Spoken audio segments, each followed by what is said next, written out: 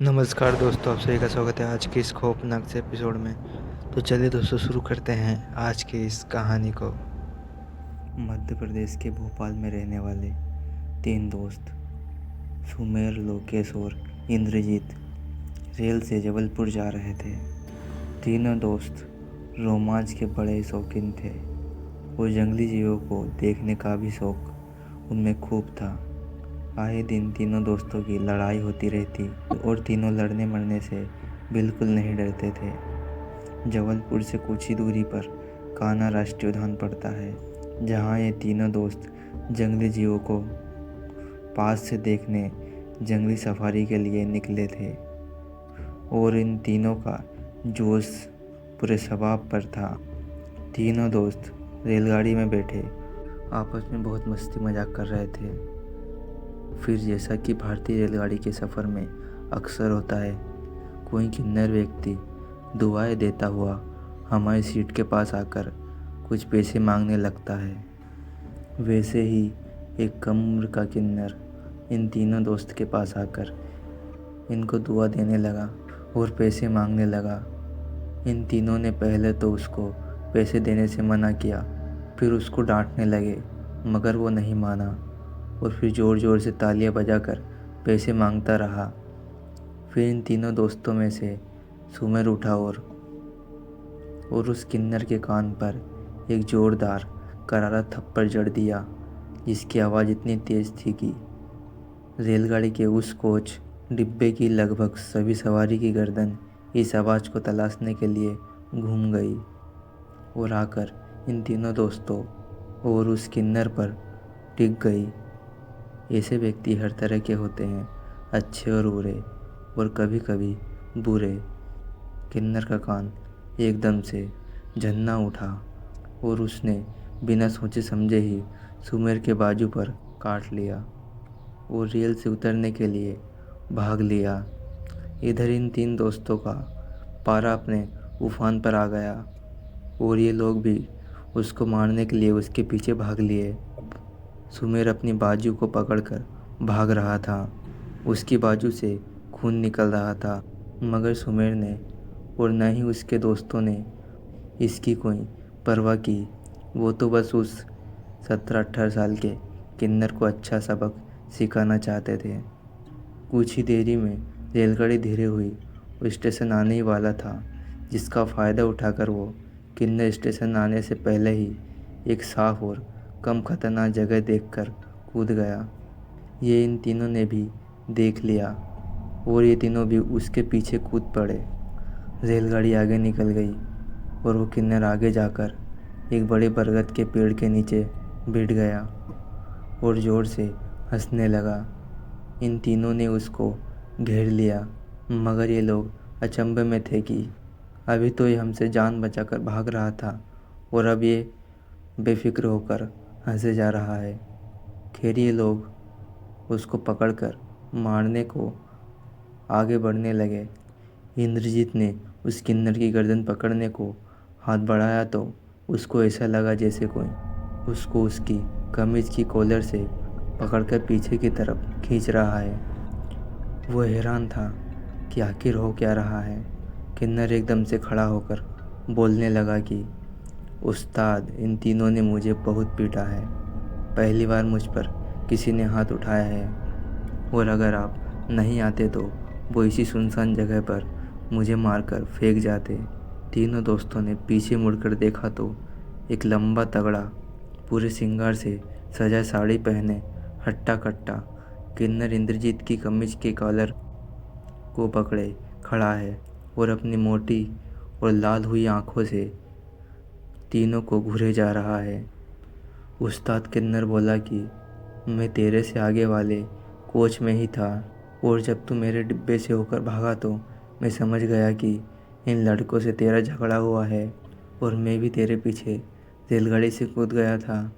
और कूदने से पहले मैंने अपने साथी को स्टेशन पर उतारकर पूरी मंडली को इकट्ठा करके यहाँ लाने को कहा है। अब इनमें से कोई वापस घर नहीं जाएगा। इनको हम अभी यहीं मारकर फेंक जाएंगे। लोकेश समझ गया कि अगर 1-2 मिनट में कुछ नहीं किया गया तो तीनों दोस्त आज मारे जाएंगे और किसी को कुछ पता भी नहीं चलेगा। इसलिए उसने पास पड़ा नोकीला पत्थर उठाया और उस्ताद किन्नर के सर पर जोर से दे मारा, जिससे उस्ताद किन्नर इंद्रजीत को छोड़कर और अपना सर पकड़कर नीचे बैठ गया। उस्ताद के सर से खून की धार सी निकल रही थी। अब तीनों दोस्तों ने उस्ताद पर लात और घूंसों से कई वार किए। वो दूसरा बच्चा किन्नर वहाँ से स्टेशन की तरफ चिल्लाते हुए भाग लिया। उस्ताद को तीनों दोस्तों ने खून से लथपथ कर दिया था। उस्ताद की नाक और मुंह से खून बह जा रहा था। उसके बाद भी ये तीनों दोस्त उस्ताद को मारे जा रहे थे। फिर अचानक दूर से कई लोगों के चिल्लाने की आवाज़ें आने लगी। सुमेर ने देखा कि छोटा किन्नर अपनी मंडली को लेकर उसकी तरफ भागा हुआ आ रहा है। तीनों ने एक दूसरे को देखा और बोले, यहाँ से अब भागना ही पड़ेगा। तीनों जंगल की तरफ भाग लिए। किन्नर मंडली उस्ताद के पास आई, मगर देर हो चुकी थी। उस्ताद किन्नर मर चुका था। बच्चा और पूरी मंडली ताली मार मार कर, छाती पीट पीट कर रोने लगे। बच्चा किन्नर गुस्से से बोला कि उस्ताद तो मर गया, लेकिन अब उन तीनों को भी मारना होगा। चलो उनके पीछे जंगल में ही उनको मार देंगे। उन तीनों को यहाँ के रास्ते नहीं पता, इसलिए वो जंगल को पार नहीं कर सकते। पूरी 12 लोगों की मंडली 2 लोगों को वही लाश के पास छोड़कर और बच्चा किन्नर को तीनों लड़के की पहचान के लिए लेकर जंगल में घुस गई। पूरा जंगल छानने के बाद रात होने पर भी वो लड़के नहीं मिले और मजबूरन पूरी मंडली को उस्ताद किन्नर की लाश को लेकर अपने घर जाना पड़ा। तीनों दोस्त जंगल में भूखे प्यासे छुपे थे। ऊपर से उनको जंगली जानवरों का डर लगने लगा। वैसे तो ये तीनों जंगली जानवरों को देखने के शौकीन थे, मगर जंगली सफारी वाली जीप में बैठकर दूर से ही देखने में उन्हें अच्छा लगता था। मगर यहाँ कोई सफारी नहीं हो रही थी। यहाँ तो जानवर जंगल में खुले में थे, और वो भी रात के वक्त, जो कि उनके शिकार का सही समय होता है। यार, अगर ऐसे ही अंधेरे में छुपे रहे तो ज़रूर आज रात हम किसी जानवर का शिकार बन जाएंगे। चलो यहाँ से निकलने की कोशिश करते हैं। वो किन्नर मंडली भी अब शायद थक कर घर चली गई होगी। सुमीर को ये बात कुछ जमी नहीं, मगर लोकेश ने कहा कि हाँ यार, यहाँ से किसी गांव की तरफ निकलने की कोशिश करते हैं और वहाँ से कल सुबह अपने घर पहुँच जाएंगे। तीनों का मिलकर जंगल पार करने का फैसला हो गया और वो वहाँ से चल पड़े। कुछ दूर चलने पर सुमीर को बहते पानी की आवाज़ आने लगी, तो तीनों उस आवाज़ का पीछा करके जंगल में बने एक जोहड़ में आ गए। इंद्रजीत ने पानी पीने के लिए अपना हाथ पानी में डाला तो किसी ने उसको उसकी कमीज के कॉलर से फिर पकड़ के खींचा।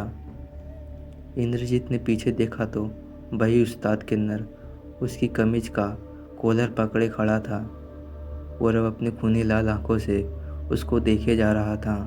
इंद्रजीत जोर से चिल्लाया और झटके से उस जोहड़ में गिर गया, जहाँ लोकेश ने उसका हाथ पकड़कर उसको मुश्किल से किनारे पर लाकर खींचा। इंद्रजीत बुरी तरह डर गया था। उसने दोनों से कहा कि यार, मुझे वो उस्ताद दिखा अभी, और उसी ने मेरे कमीज का कॉलर पकड़कर पहले मुझे खींचा, फिर धक्के से मुझे जोहड़ में गिरा दिया। सुमेर ने कहा कि यार, ये तेरा वहम ही हो सकता है, तो थोड़ा शांत रहे और पानी पीकर यहाँ से हमारे साथ बाहर निकल जा। तीनों ने पानी पिया और काफ़ी देर पैदल चलकर वो एक विशाल पेड़ के नीचे कुछ देर सुस्ताने लगे। आसपास से जानवरों की आवाज़ काफ़ी देर से आ रही थी, मगर अब उनको किसी औरत के रोने की आवाज़ आने लगी, जिससे उनको डर लगने लगा। तीनों ने आपस में कहा कि हो ना हो कोई यहाँ है, मगर हमें उस पर ध्यान नहीं देना है। चलो अब यहाँ से निकलते हैं। इंद्रजीत उठकर आगे निकल गया। फिर उसके पीछे लोकेश चल पड़ा। 10 कदम चलने के बाद दोनों ने पीछे मुड़कर देखा कि सुमेर उनके साथ नहीं है। वो वहीं पेड़ के नीचे बैठा है। वो दोनों भागकर सुमेर के पास आए तो देखा कि सुमेर का तो रंग ही उड़ा हुआ है। वो ज़ोर ज़ोर से हथेलियों को पीटकर तालियां बजा रहा है, औरतों की आवाज़ में हंस रहा है और कह रहा है कि छोड़ूंगी नहीं, तुम तीनों को मार कर ही दम लूँगी। तो दोस्तों, ये थी आज की कहानी का पहला भाग। अगर आपको ये कहानी अच्छी लगी हो तो चैनल को ज़रूर सब्सक्राइब कर लें। तो मिलते हैं आपको दूसरे भाग के साथ। तब तक के लिए बाय बाय।